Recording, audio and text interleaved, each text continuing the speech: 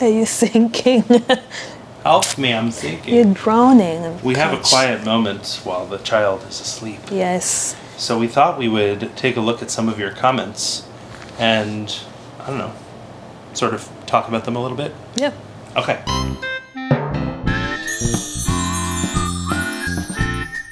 Kevin, Grace, the stories comparing culture, Kenyan and American cultures. Yeah, you know. If you know, you know. I'm going to just pull up. Whoops, not that. Don't. Just kidding. Oh my God. Let me see that. Let me see it. Let me see. A lot of people are saying congratulations, which thank you so much. Yeah. You know, we feel pretty good about having had this kid. You know, Maya's a bit of a handful, but she's fun. There are a lot of quiet moments.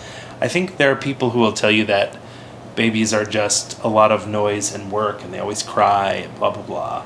And I just don't think that's the case. I don't know. How do you feel? Yeah, it's true. And one thing my doctor says, a baby's way of communicating is through crying. So expect that. It's okay. It's normal. Yeah. They don't talk. They don't. Yeah. Did you know they don't talk? They don't come out talking. Yeah. Somebody says, we missed you. Do I remember you saying you did a Kenya trip around Thanksgiving? If so, I'd like to see the videos on that. And we always love the videos where you compare Kenya versus American stuff. So, we actually just released our first in the series of Kenyan videos. I think I have maybe 5 or 6 that we're going to release. So stay tuned, keep posted. Someone would like to share how the pregnancy journey and experience was like. Just whatever you're comfortable sharing at this time.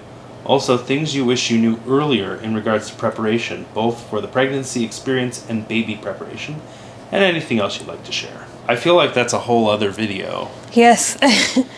And that's 2 different things. So she wants to know about the pregnancy experience and then also having the baby. In terms of the trimesters, I would say first trimester and second trimester are not as bad compared to third. That's just a summary. Well, that's interesting because you were very nauseous during the first.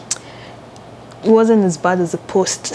Okay. So that's why I'm like, it wasn't as bad. So when you say the post, explain what you mean by that. My post is after I actually delivered. The nausea that came with that was wild. Right, and I think that's unusual. Yeah. But Grace experienced a lot of nausea after birth. Yeah. And so that was, you said you think that's worse than the morning sickness that you felt. Absolutely. Early in the pregnancy. Yeah. Now you may have seen, if you went back to our videos, Grace was pregnant during our trip to Canada, was pregnant during our trip to Kenya. California. Yes. And then in Kenya, you'll see as the videos come out, it's a little more clear that, because we didn't hide it so much, I think. It was harder to hide at that point. Yeah, it's true. Yeah, pregnancy experience. I guess we'll do a whole video. Yeah. We'll do a whole video about it. Someone would like us to post about our everyday life as a family. You think we could do that? I mean, to be honest, right now we're not doing very much. Just a lot of taking care of the baby. Right, right. So in the newborn phase, Yeah. you know, the baby, she sleeps between half an hour to 4 hours at a stretch, and then she wakes up and she needs to eat. Yeah. And she needs to have her diaper changed. And in those in-between times when she's awake, we try to make sure she's sort of exercising. You know, she's on the floor, we put her on her belly, we make sure that she's stretching her head up. She can hold her head up pretty well these days. And read to her as well. Right. We're trying to give her, you know, a foundation, right? So she's listening. She really does seem to be like trying to take it all in, you know. And she's only, at this point, 7 weeks old, so. And taking in 2 languages, so it's a lot. Right. Or the occasional other language that I throw in by accident. Yeah. So there's not much going on. We do go out for walks occasionally, and maybe if we have the wherewithal, we'll try to record. But it's sort of hard to do because the baby takes so much time just taking care of what's happening in the moment. Grace is feeding her. I'm cleaning something up. You know, we're kind of working together.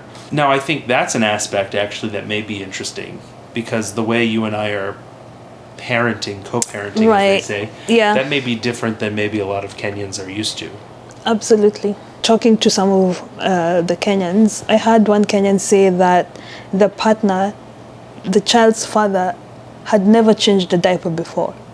You know, and you're very hands-on with that. Like most of the night, I'm like, hey, let me feed the baby, but you change the diaper. So we coordinate, and it's really helpful because it's a lot. Right, and part of that too is that in this case, I came into this parenthood with a lot of experience working with little kids. I babysat when I lived in LA.